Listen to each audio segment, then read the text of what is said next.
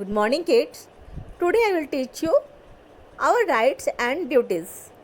हमारे अधिकार और कर्तव्य क्या हैं उसको आज मैं बताऊंगी.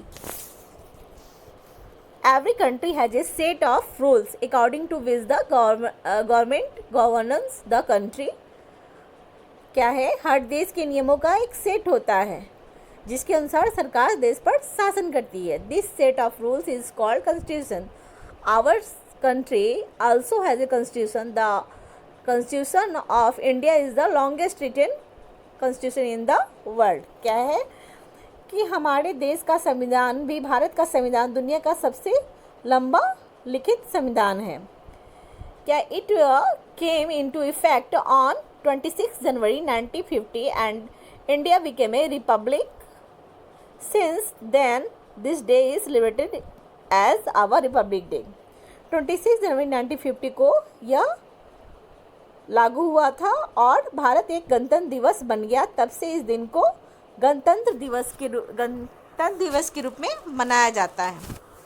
अब हमारे 7 fundamental rights were originally provided by the Constitution. The right to equality, right to freedom, right to against exploitation, right to freedom of religion, cultural and educational rights, right to property and right to constitutional remedies.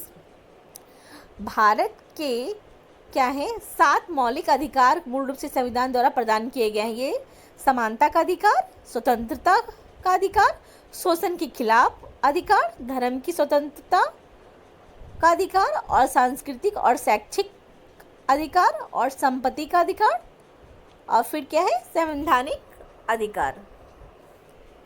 Bharat के ये क्या है अधिकार है ये 7. ठीक है. अब फंडामेंटल ड्यूटीज़ क्या है?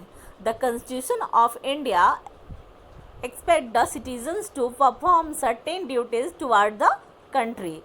सच duties are called fundamental duties. Bharat के संविधान नागरिकों से देश के प्रति कुछ कर्तव्यों का पालन करने की अपेक्षा करता है.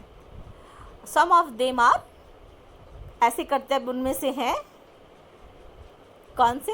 We must abide by the constitution, we must show respect to the national flag, the national anthem, we must take care of the environment.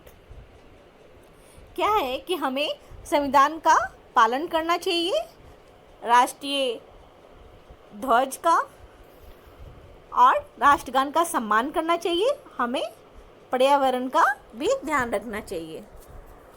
फिर है we must take care of public property. हम लोग को क्या करना चाहिए? हमें अपनी जनता का ध्यान रखना चाहिए. We must preserve our cultural संस्कृति. हम लोग को अपनी संस्कृति की रक्षा करनी चाहिए. और parents our guardian must send their children to school. और क्या है अपने बच्चों को स्कूल ज़रूर भेजना चाहिए. Directive principle. अब डायरेक्टिव प्रिंसिपल क्या है?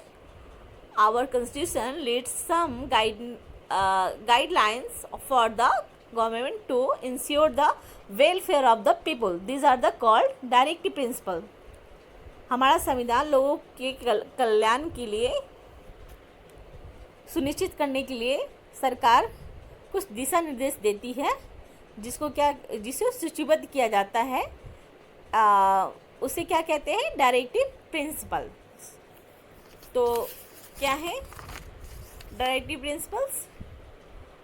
Constitution asks the government to ensure that people have proper living conditions. Every child goes to school. Every person gets proper treatment when he is sick. संविधान सरकार से यह सुनिश्चित करने के लिए कहा जाता है कि लोगों के पास रहने की अच्छी स्थिति हो, प्रत्येक बच्चा स्कूल जाता हो और हर एक व्यक्ति जब बीमार हो तो उसकी उचित उपचार किया जाए. फिर मिलते हैं नए टॉपिक के साथ. Bye kids.